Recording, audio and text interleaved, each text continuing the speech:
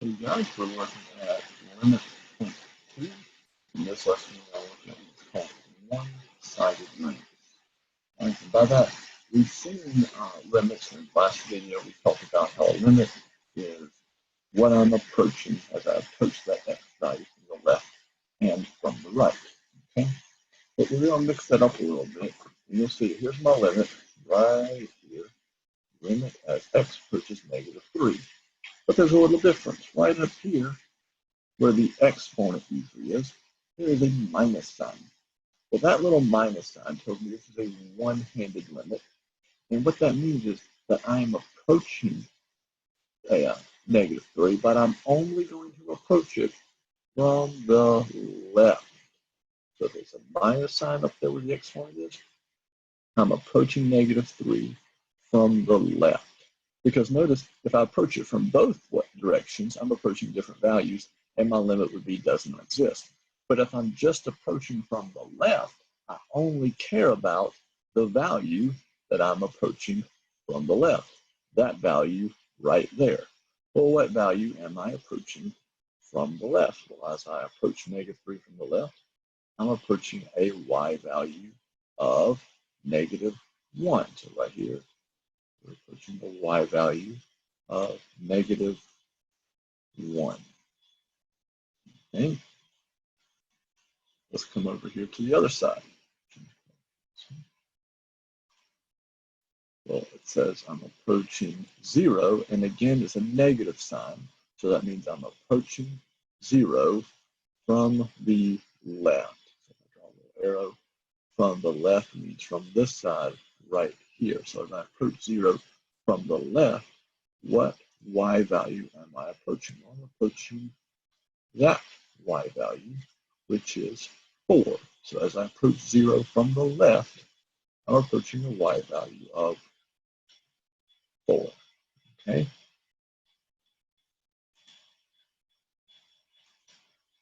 Let me see if we can find one that's approaching from the right. Now here, number 3.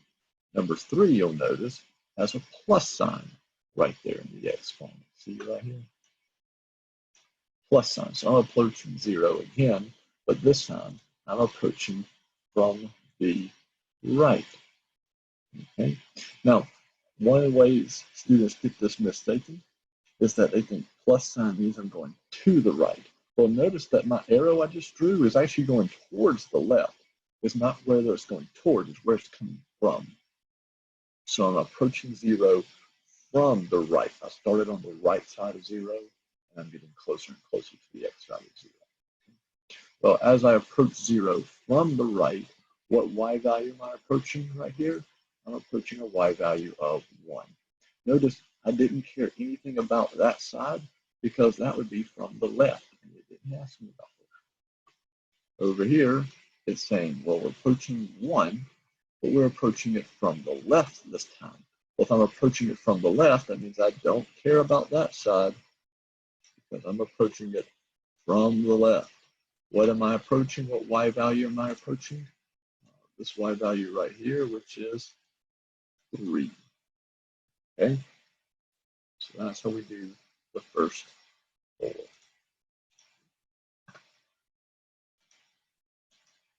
All right. What if I get one that looks like this? Well, for these few different ways we can do them, the easiest way is we're just going to graph them. Okay, so I'm going to clear out whatever happens to be there. Y equals. Here. Remember to put a fraction. I hit the alpha. Y equals. Enter. And so on the top, I have x minus 1. Then the bottom, I have x squared. That's not squared, sorry. Squared minus 3x plus 2. Right, so what should I get? You hit the graph button. Okay, there we go. I'm looking at an x value of 2. Well, I can go to my table and notice at 2, I get an error message. And that's because from my graph, I can see that I have a vertical asymptote at 2. Okay, well, let's look at this graph. as I approach 2 from the left, now specifically I'm approaching it from the left, so as I approach it from the left, what is my graph doing? I'm coming in from the left. What's my graph doing? My graph is going down. Where is it going to? It's going to negative infinity. I don't know if I pronounced that right. Negative infinity. There we go. So it's going down. Whenever I have a one-handed limit, a one-sided limit, at a vertical asymptote, it's either going to be positive or negative infinity. Now, an important thing is if this is not a one-handed limit, let's say that plus that little minus sign wasn't there, then my limit would be just d and e does not exist because I cannot have an overall limit be infinity. But if it's just a one-handed limit like this one is, then we just say what directions it's going. Okay?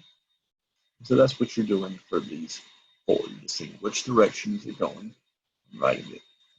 So let's see. 3 problems up, skip over 1. You can pause the video here, try 6, 7, and 8, and then I'll put up the answers. All right, the answers are negative infinity for 6, positive infinity for 7, negative infinity for 8. Okay. And of course, all 3 of those happen to be left-handed limits, or approaching from the left. All right, moving on to this one. This is a piecewise function. Now, it says that I'm approaching 0, but I'm approaching 0 from the left. Well, let's look at our piecewise function. Notice my piecewise function ends at 0. Okay, so these 2 pieces end at 0. Which one do I want to use? I want to plug 0 in, but I want to plug 0 in to the one that approaches 0 from the left. Well, let's think about this. This says less than 0. This says greater than or equal to 0. Now that one's equal to, and that doesn't matter. All I care is which one of these means left of 0. Well, left of 0 would be less than. So this one is left of 0. So that's the one that I want to use. Okay? So I'm just going to plug 0 into here. Plug 0 into x. It gives me negative 2 times 0 plus 5. Well, negative 2 times 0 is 0. 0 plus 5 is 5. All right? There we go. Number 9 is 5. Number 10, I get 1, but I'm coming in from the right side now. Well, which one of these is right? Oh, right of 1 would be greater than 1. That's to the right. So I'm going to plug 1 in to this equation. Negative 1 squared plus 6 times 1 minus 10. 1 squared is 1, but negative's on the outside, so I'm not, that negative doesn't become positive. So negative 1 plus 6 minus 10. Well, negative 1 plus 6 is positive 5, minus 10 is negative 5. Okay, so that's how I do those.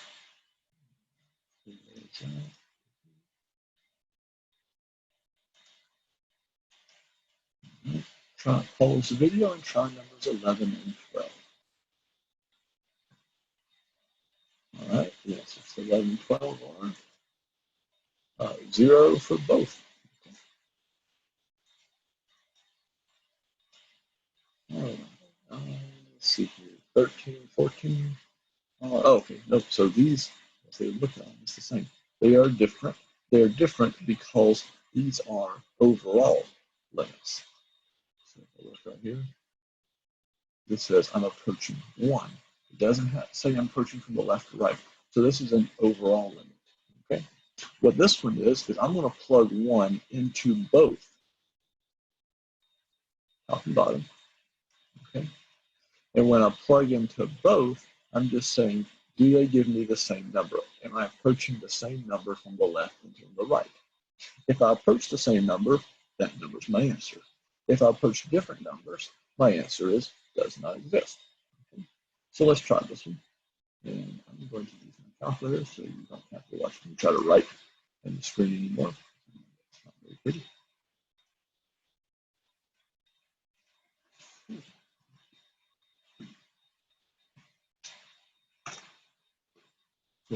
Okay, so I'm going to plug into the top. Alpha y equals here.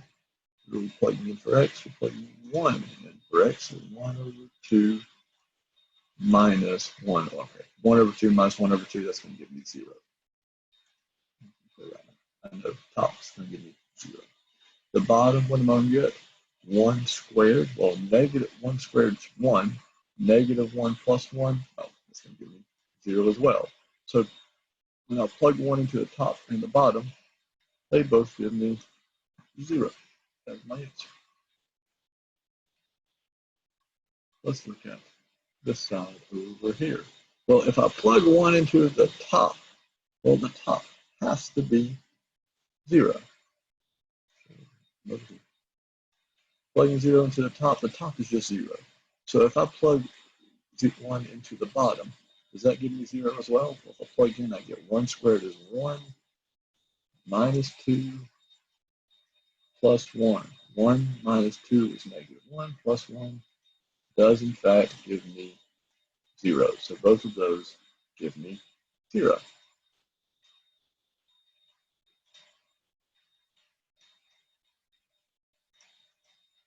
All right, let's see here. Try both of these and see what you get. All right, let's see here. We got, there you go. There's one that does not exist. So let's look at 15. If you got does not exist for 15, awesome, good job. If not, let's go over how we would have gotten it. So again, we're going to take negative 2, plug it into the top, plug it into the bottom. Put the calculator up and see what we get. So again, plugging negative 2 in, negative 2 squared minus 2 times negative 2 minus 2. That gives me 6. Well, I need to get 6 in the bottom for this to exist. So 2 over negative 2 minus 2 negative 6. Okay, not the same number. One's positive, one's negative, so they're not the same. So that's why number 15 does not exist.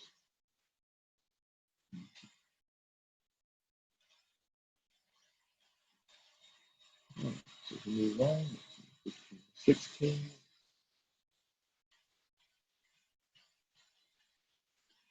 These next two are the same set. So again, you can pause the video and try 17 and 18. All right, the answers are does not exist for both. All right, and then our last set of problems, 19 and 20. And actually, I say this is our last set. These are really just more reviews. So basically 19 only just combines with previous two. So you'll see these two are one-sided limits. 21's a two-sided limit. So basically just mix them up just to see whether you can figure out which one they're doing. Let me look through here and make sure there's nothing in here that looks different. Oh, there's one that looks different. Let's try this one. Okay, we'll try the absolute value one. All right, for the absolute value, I should get the same thing for both sides. All we got to pick up absolute value. Absolute value looks just like that. So for this, all I have to do is just plug negative 2 in to the function. So negative 2, 3 times negative 2 plus 6. 3 times negative 2 is negative 6. Negative 6 plus 6 is 0. So we end up with negative 2 plus the absolute value of 0. Well, the absolute value of 0 is 0.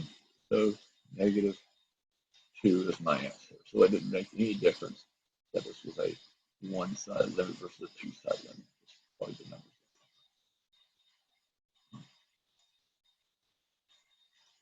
Go through, make sure none of the rest of them look different. Nope. All right, so I'm going to put some answers up here for you. So if you want to try these before I put the answers, go ahead and pause the video now, and I'm going to start putting answers. All right, so those are the answers for 19, 20, 21, and 22. And then let's get there. Okay. All right, and the answers for these four are right there.